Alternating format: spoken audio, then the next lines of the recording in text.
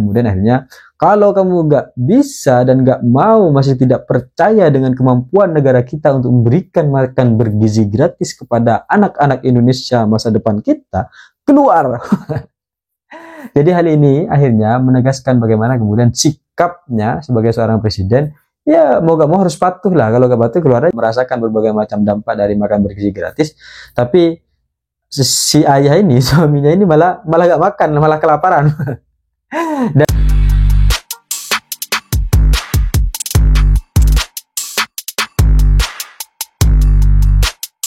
hai korban ghosting, janji-janji yang telah diucapkan akan terasa sangat menyenangkan ketika ditepati.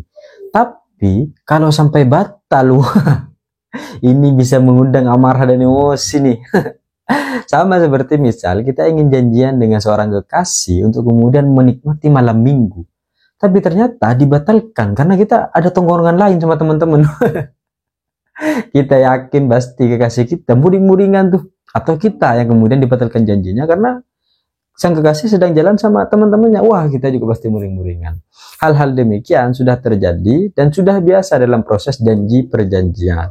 Karena kalau janji yang sudah disepakati sejak awal tidak ditepati, itu hanya menghasilkan sesuatu kecewaan. Janji Prabowo Subianto untuk kemudian berikan makan bergizi gratis itu sudah mulai penuh keterangan-keterangan, cahaya-cahaya masa depan. Jadi sudah mulai jelas gitu, sudah mulai terang gitu.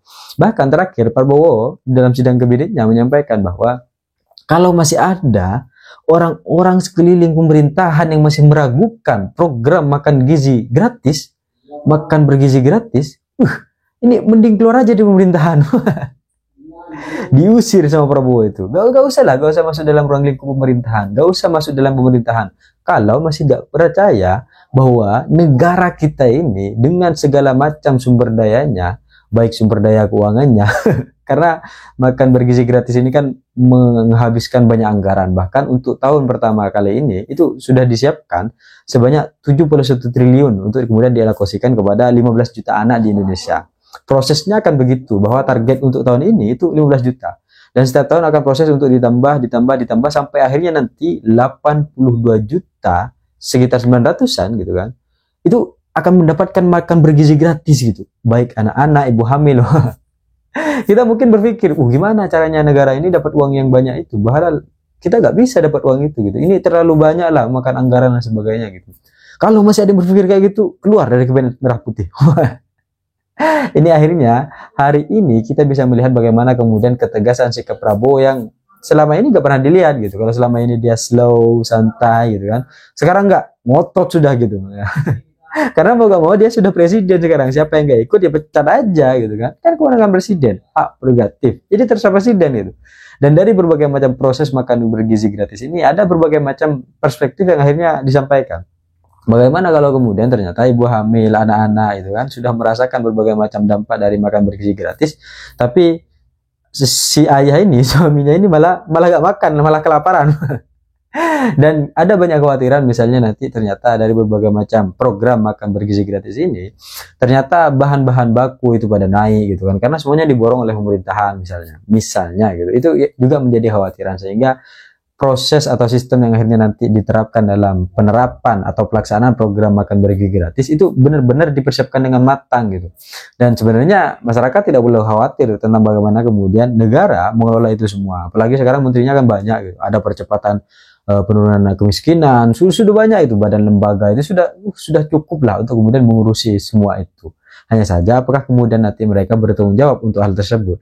Dan yang kemudian dipertanyakan adalah, ini kan juga ada semacam ide dan inovasi ataupun usulan yang diberikan kepada presiden, misal seperti yang disampaikan oleh Budiman Sujatmiko selaku Badan Pengentasan Kemiskinan di Indonesia gitu kan. Beliau menyampaikan agar supaya orang-orang miskin ini terlibat dalam proses pengadaan makan bergizi gratis semua. Jadi dilibatkan gitu. Selain mereka menerima, mereka juga dilibatkan. Ini ibaratnya gitu kan, mereka dikasih uang buat masak gitu kan, kemudian habis dimasak, ya dimakan sendiri. Ya, maksudnya dari akhirnya aja mereka yang menyediakan, mereka yang makan, terus mereka yang bagi-bagi. Wah, repot juga ini gitu kan. Kenapa nggak kasih aja uangnya, selesai habis itu kan? Nah, itu yang kemudian menjadi proses kekhawatiran. Apakah kemudian nanti dari berbagai macam program makan bersih gratis ini sasarannya siapa, kriterianya bagaimana? Apakah kemudian semua sekolah di Indonesia itu akan diberikan gitu? Karena dari berbagai macam sekolah-sekolah yang ada di Indonesia itu kan pasti beragam gitu. Latar belakangnya beragam, terus kemampuan ekonominya beragam, kesejahteraannya juga beragam gitu. Atau ternyata ada klasifikasi khusus yang minimal standarnya sekian misal. Ya itu nanti yang kemudian akan terjadi dan sudah difinalisasi bahwa program makan bergizi gratis akan dilaksanakan 2 Januari 2025. Oh, akan dimulai nih, start itu. Maka kita tidak usah perlu khawatir gitu kan. Meskipun nanti mungkin akan ada konten-konten FYP ketika kemudian mahasiswa kelaparan tapi anak kecil makan dengan senang. Ini juga akan muncul konten-konten begitu, suatu saat nanti pasti akan muncul. Tapi yang penting dari berbagai macam program makan bergizi gratis ini, yang perlu diperhatikan adalah tentang bagaimana kemudian pangan-pangan itu ada, bahan pokok itu tetap seperti biasanya di pasar-pasar, dan bagaimana kemudian itu juga menyasar pada orang-orang yang tepat, dan siapa yang kemudian hanya mengelola program makan bergizi gratis ini juga perlu diperhatikan. Karena kalau dilihat dari sekeliling Prabowo, mungkin sekarang sudah bersiap-siap ini bangun rumah makan semuanya gitu kan. Kalau pada akhirnya ternyata nanti melibatkan UMKM misal, juga akan dipersiapkan gitu. Cuma kalau Budiman akhirnya mengusulkan orang miskin yang kemudian akhirnya nanti menyediakan juga, ini repot gitu.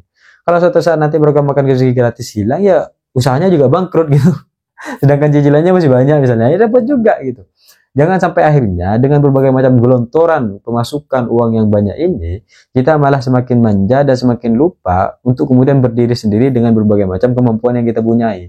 Karena kalau akhirnya kita diberikan berbagai macam tanggung jawab misal di luar batas kemampuan kita, ya mungkin untuk sebulan 2 bulan fan-fan aja dan tidak apa-apa, tapi untuk keberikutnya nanti itu malah jadi lebih menyengsarakan lagi. Khawatir bukan berarti menganggap bahwa mereka tidak mampu, bukan, tapi ada khawatiran itu yang kemudian harus dipikirkan secara matang. Dan program makan bergizi gratis ini kan juga nanti akan menyasar anak-anak gitu kan, akan menyasar berbagai macam sekolah-sekolah, dan Jakarta hari ini sudah sampai berbelasan kali, sekitar 12 kali untuk kemudian melakukan simulasi makan siang gratis. Dan yang penting adalah pengelolaannya. Kalau akhirnya pengelolanya ternyata ini dari wirausaha, UMKM, ini nanti pasti terafiliasi. Pasti dijual lagi nanti misal, dijual lagi. Ya lewat jalur saya maka kamu bisa dapat program makan siang gratis, makan bergizi gratis gitu. Bisa mengelola makan bergizi gratis di satu daerah. Ini nih yang kemudian perlu diperhatikan agar akhirnya tidak terjadi ya korupsi yang secara legal karena secara sistemik gitu kan, tersistem dalam ruang lingkup pemerintahan untuk mengadakan apa, program makan bergizi gratis, karena ini wahana empuk untuk kemudian kita nikmati bersama. Itu yang kemudian pikiran-pikiran demikian yang perlu dihilangkan, sehingga ketegasan Prabowo untuk kemudian memimpin Indonesia dengan berbagai macam programnya termasuk program makan bersih gratis sudah beliau tunjukkan bagaimana kemudian akhirnya kalau kamu gak bisa dan gak mau, masih tidak percaya dengan kemampuan negara kita untuk memberikan makan bergizi gratis kepada anak-anak Indonesia masa depan kita, keluar. Jadi hal ini akhirnya menegaskan bagaimana kemudian sikapnya sebagai seorang presiden, ya mau gak mau harus patuh lah, kalau gak patuh keluar aja gitu. Dan proses evaluasi 6 bulan itu juga akan menjadi kesempatan bagi Prabowo untuk menggenjot kabinet-kabinetnya. Dan harapannya ketegasan Prabowo ini akhirnya menghilangkan berbagai macam praktek korupsi dan nepotisme serta kolusi dalam program-program yang diadakan oleh pemerintah. Wah. Bagaimanapun itu, semoga program makan bergizi gratis dapat berdampak dan bermanfaat bagi masyarakat, dan sumber daya manusia ini bisa unggul tidak secara fisik tapi juga akal, pikiran, dan hati serta perasaan. Saya pikir itu cita-cita saya, ingin seperti Gibran, tapi saya sadar diri dan sadar posisi. See you, korban ghosting.